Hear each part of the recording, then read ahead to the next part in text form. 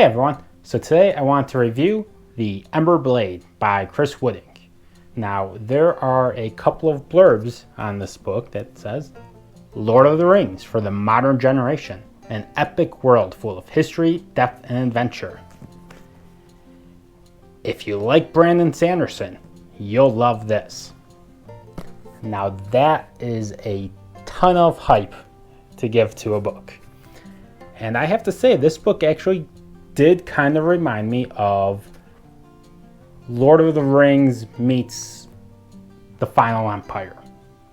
So take a Lord of the Rings setting and a classic writing style, but instead of them having the One Ring and trying to destroy it, imagine the world where Sauron already rules and he has the One Ring, except instead of the One Ring giving him power, it's actually his only weakness. So instead of trying to destroy it, the Fellowship is trying to steal it from under his nose. So kind of like Mistborn, where they're trying to rob the Lord Ruler.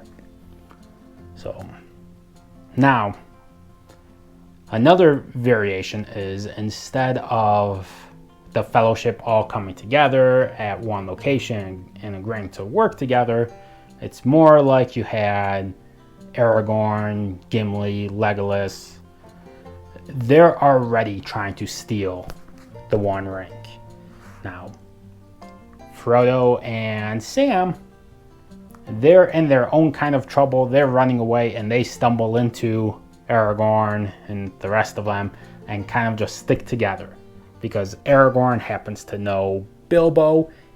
He hates Bilbo in this scenario, but because of that previous relationship, he helps to protect Frodo and Sam.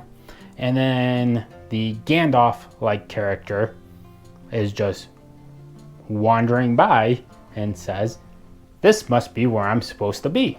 And then they stick with the group, and that's how the Fellowship is formed. All at different times, all with different backstories. And they decide to work together to try and steal the equivalent of the ring. So if you're looking for something to compare to, it's Mistborn meets Lord of the Rings. Now, an actual summary of the book is you have Aaron and Kate, and they live in, I believe it's called Assia, or they're Asian citizens. Now, their land is occupied by the Croatan Empire.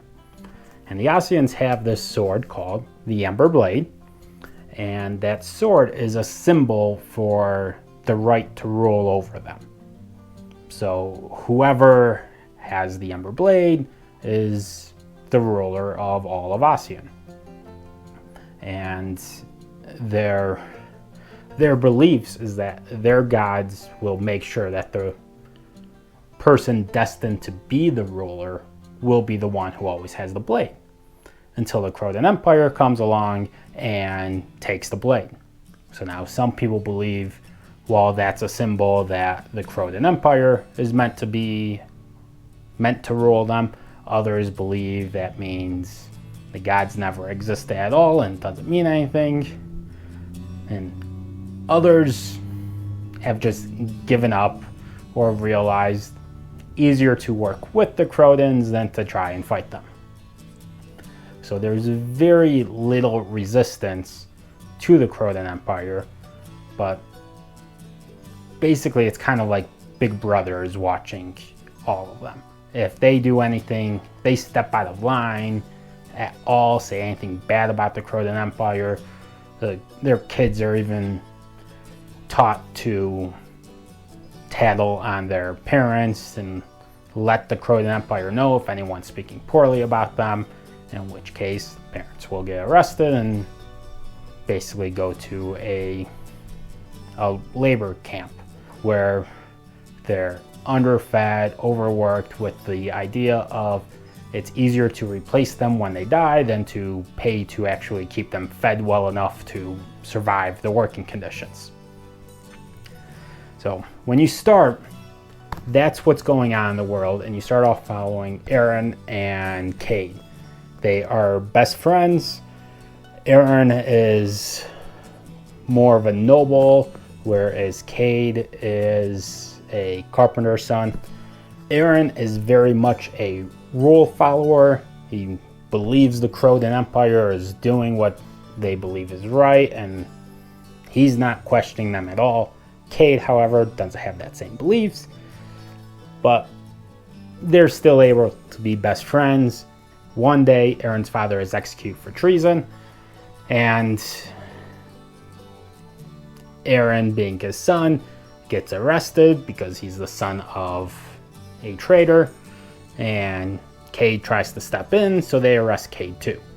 So they're stuck in prison, or in a labor camp, and trying to escape, and eventually meet up with a group of people trying to steal the Ember Blade. Their belief is that if they can steal the Ember Blade, that others in the country will rise up and realize the Croatans don't have any right to be there, and they'll start fighting back. So that's the premise of the book. I love the premise, love the plot, liked a lot of the characters.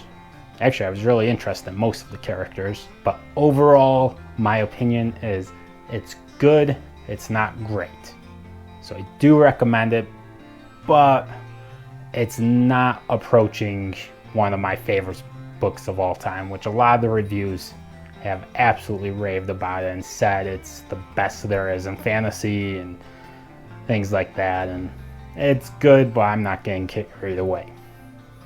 So there's a few secrets that are kept throughout much of the book, and I understand why some of the secrets are kept. Others seems like they didn't have to be secrets, so they were just there to add suspense and to try and surprise the reader. Again, some of the secrets absolutely needed for the plot. These, they seem like they were forced secrets to me, just a way of hiding information from the reader. And then this is very much a slow build, like most classic fantasy is. And I'm okay with that. I would say Way of Kings is a slow build, and it's my favorite series, so I can enjoy a slow build. This one, however, took a little bit too long for my taste, and then there was times where it would start to pick up, something exciting would start to happen, and it's like, all right, here we go, time to enjoy the ride. And then they would stop and talk for a while, and there would be a lull. And that happened enough that I was starting to get annoyed with the lulls. So those are my only two real criticisms. One, the lulls at the beginning, and two, the secrets. I don't think there is an actual reason to keep them a secret. But other than that, I like the book. They nailed the ending. And one more thing that actually separates this from a Lord of the Rings or a Mistborn is no one's safe. I've seen people call this grimdark, which I don't think it's grimdark at all. This is very much a classic fantasy style. But some characters that you may come to really like, they don't even survive through book one, let alone the whole series, which right now book one's the only one out.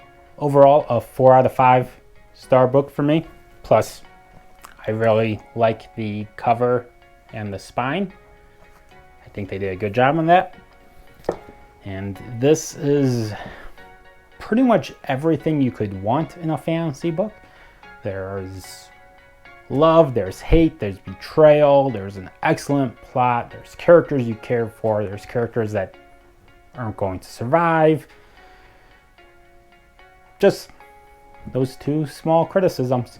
But that's me personally. Others have absolutely loved the book, so I do recommend it. Hope you check it out. If you've read it, let me know what you thought in the comments. If you're going to read it, let me know that as well. And please take a moment to like and subscribe. And until next time, bye.